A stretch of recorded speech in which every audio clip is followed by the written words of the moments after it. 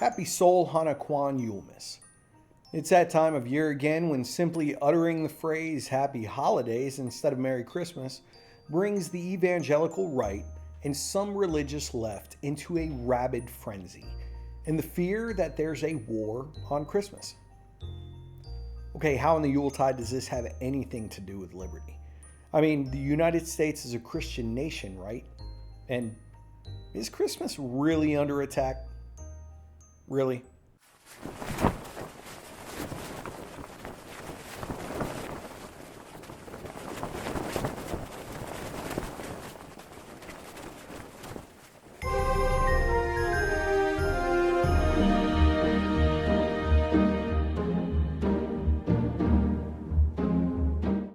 The winter solstice is among us. I mean Yule, or Kwanzaa, or Hanukkah. Wait, there's Boxing Day, Bodhi Day, Zarathostra no Diso, or Christmas, whatever, take your pick. They're all celebrated in the month of December.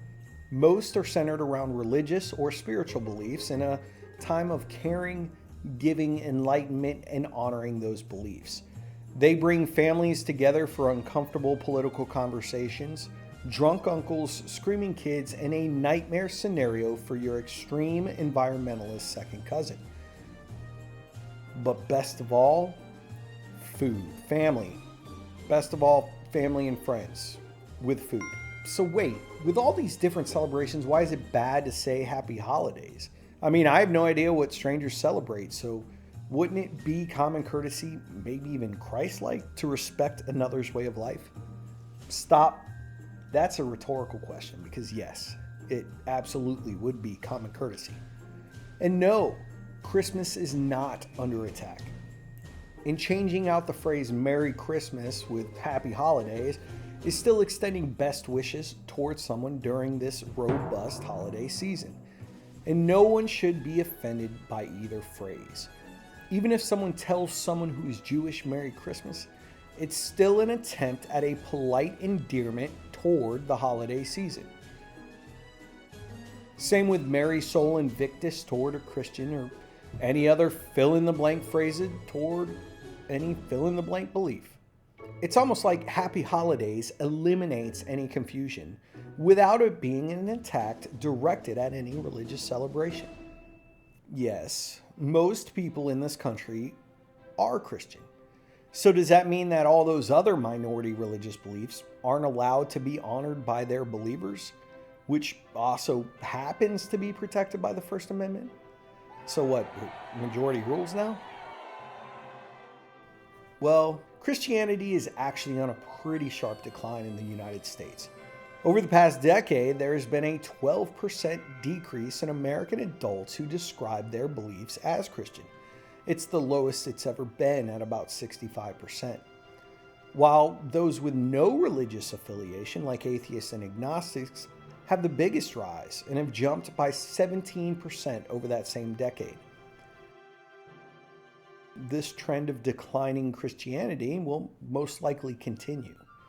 Well, this is some mistletoe because I know the United States was established as a Christian nation. I mean, almost all of our founding fathers were Christian, or deist, or pretended to be Christian because of the severe backlash they'd received for not being affiliated with a Christian God. So there's got to be like hundreds of references to God or Jesus or even Christianity in the Constitution. So hold on.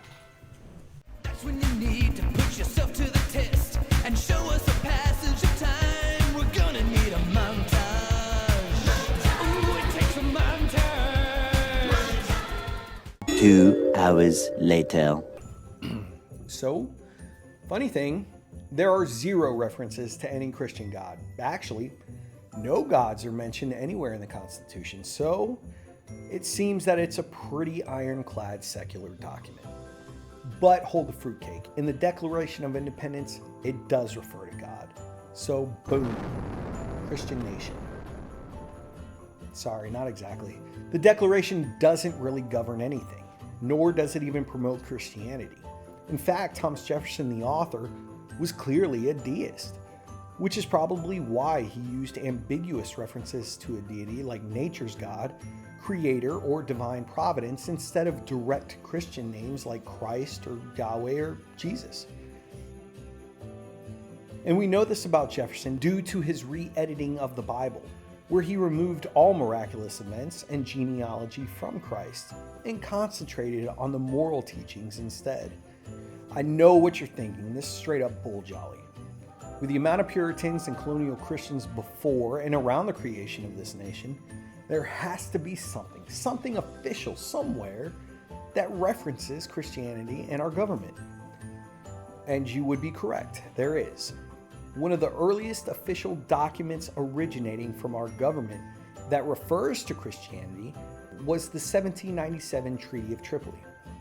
But it actually refutes that entire narrative of us being a Christian nation outright. Stating verbatim, the government of the United States is not, in any sense, founded on the Christian religion. That's pretty straightforward. It's literally black and white. Not to mention this was drafted under and with the support of George Washington, voted on and passed by both chambers of Congress, and officially signed by John Adams, who was also a very devout churchgoer.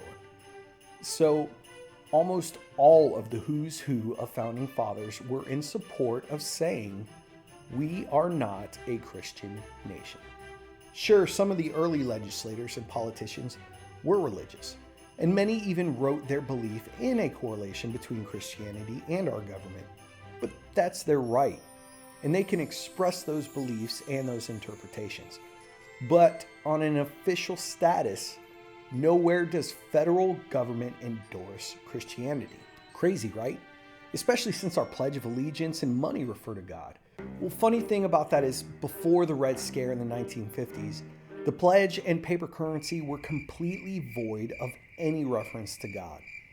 Going back to the beginning, Ben Franklin designed the first coin, and it was quoted, "Mind your business." Man, how far we've strayed. After that, E pluribus unum, meaning out of many one, which was printed on our currency and became the national motto.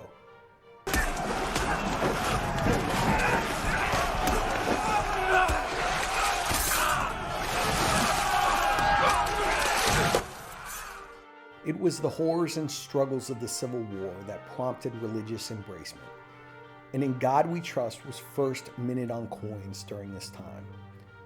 It wasn't until 1954, in the midst of the Cold War and fear of communism spreading, that Congress voted on the revision to the pledge by adding "Under God" and printing money and adopting a new national motto, "In God We Trust," out of fear of the USSR.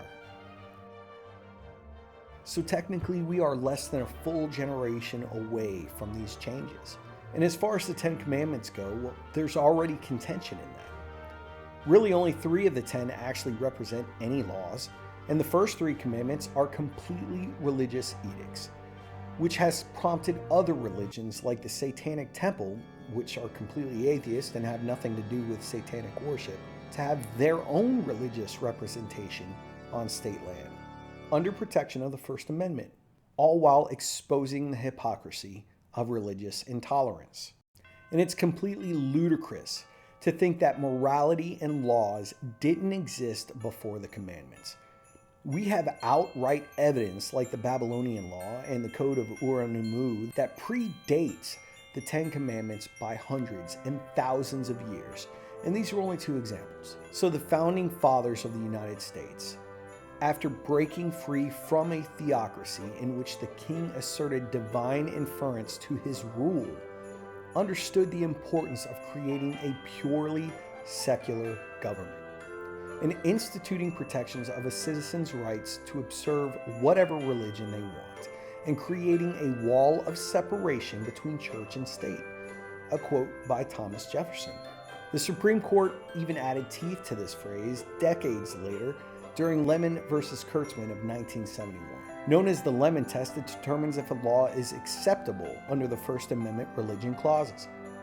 It's this separation between church and state that is vital, not only to the protections of minority religions, but to the free and unfettered practice of one's own religion, which has flourished in this nation. There are countries out there that are hostile to religion, like the USSR used to be, and to a point China now. And then there are countries that blend religion and government, like Iran. The US takes the right approach of neutrality, which offends no one and protects everyone. Now, back to the war on Christmas. As you can see, there is none because we're not a Christian nation, and no one is deprived of worship in America. We have churches, temples, and mosques plentiful. The state has no say about private religious beliefs and practices, including religious holidays. But Christmas is a federal holiday, not all those others, and that's true. But taking into perspective when Christmas was implemented as a federal holiday, and this was during a time to try to mend the nation after Civil War. And 3 other holidays were adopted at the same time as Christmas, which were purely secular. And the verbiage when instituting Christmas was very particular in not promoting Christianity. So Christmas is, in fact, a federal holiday, but it omits any religious context beyond the name. So trying to force people to say Merry Christmas is actually antithetical to the inclusion of religious freedom in our nation. And forcing religion altogether is un-American.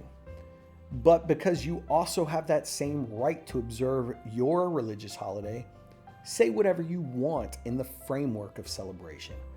So, Merry Christmas to you. Happy Hanukkah, Joyous Kwanzaa, Happy Solstice, Merry Yuletide, Happy Boxing Day, Merry Sol Invictus, Peace be upon you, Yo Saturnalia, Blessed Bodhi Day, and have a Happy New Year. So in all, Happy Holidays.